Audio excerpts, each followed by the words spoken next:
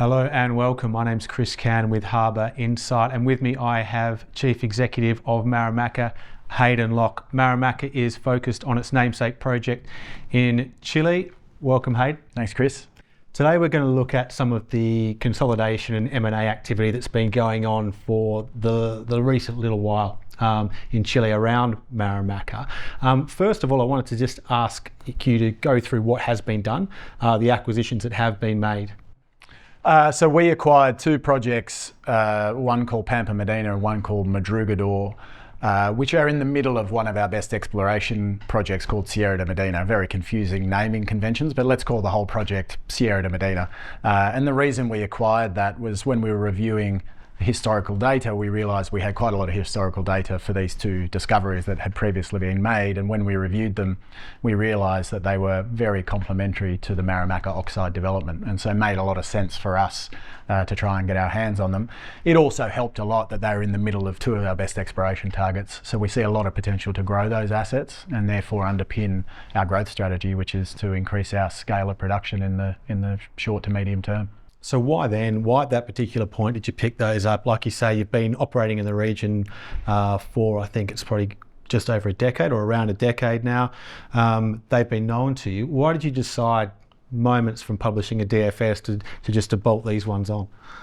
Well, as a relatively small team, almost all of our resources of certainly our exploration team and our geologists has been focused on Marimaca. And we made the discovery that extended the scale of Marimaca, and then we spent a good 2 years drilling it to get it to the measured and indicated levels to support a DFS, which we've now done.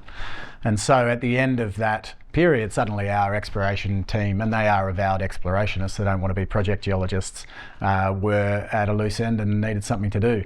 I think the other factor was we were reviewing the changes in the code in Chile, and the holding costs for land is going up.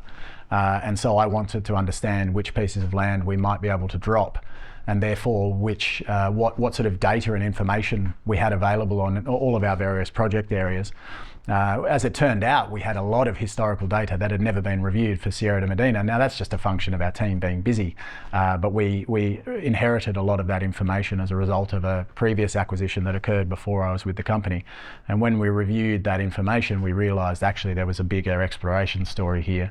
I think the other factor that sort of influenced our decision was the discovery by Antofagasta Minerals of a new Tier 1 coastal manto called Cachorro, which is about 10 kilometres from the Sierra de Medina project.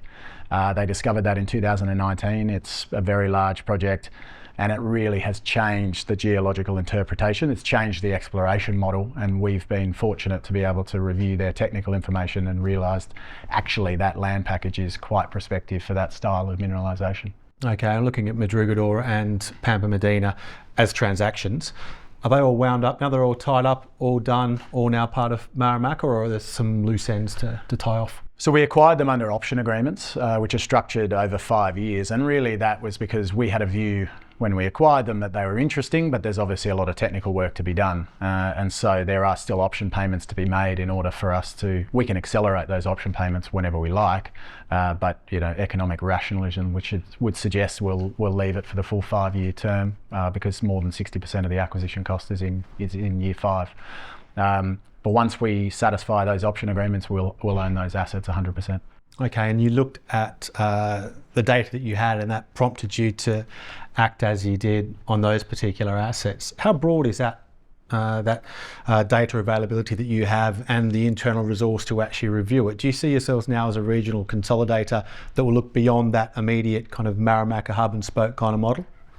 We're absolutely looking at other sort of development stage projects in that area, and there are a lot of opportunities. I think what has occurred, what we've realised is there are, in our project area, there have been several deposits discovered, and they were all historically assumed to be discrete pockets of mineralisation that were not related.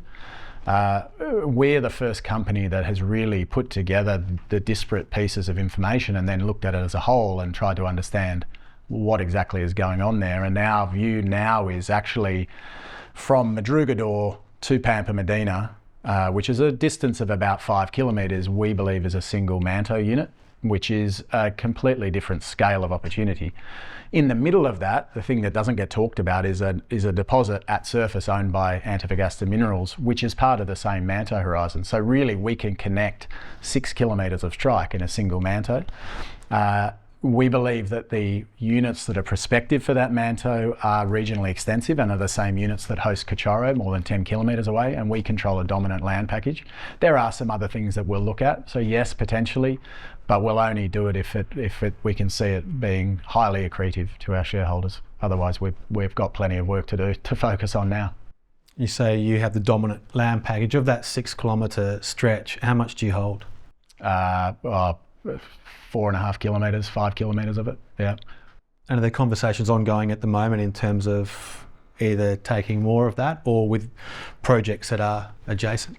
Well, we're surrounded by SQM, and to the northeast is Antofagasta, and obviously the piece of land in the middle is Antofagasta. Antofagasta's a big company, probably don't need to partner with us. So we would love to consolidate the whole land package, and over the fullness of time it probably makes sense to do it, but we're not in any rush to do that at the moment.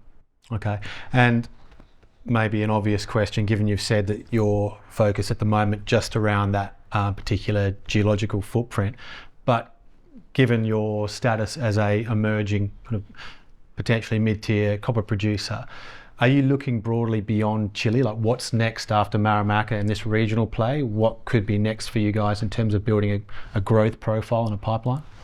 The answer is no, we're not looking aggressively outside of Chile, and that's really driven by the fact that, you know, if we were to do a deal, we'd want to see some sort of value for our shareholders to you know, really add value to our story. I think the exception of that is if somebody approached us with a compelling deal to give us shares in a company that has a producing asset and wants to use our project to become a growth story. Obviously, this is me speaking from my perspective. Our shareholders will have their own views. The reason I think that could make sense is because, you know, what we know is a single stage development stage company with one asset that we're building carries a certain level of risk as we go through the execution process, notwithstanding that Marimaca is at the lower end of the execution risk spectrum.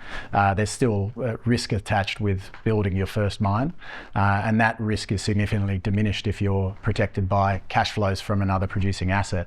But again, that it needs to make sense for our shareholders, and what we know is it's always fairly hard to do a deal between mining companies. So our focus is on Marimaca, building the Marimaca project, and if there is interest, then we'll certainly engage. Hayden, that's all we've got time for. Thanks for speaking with us. Thanks, Chris.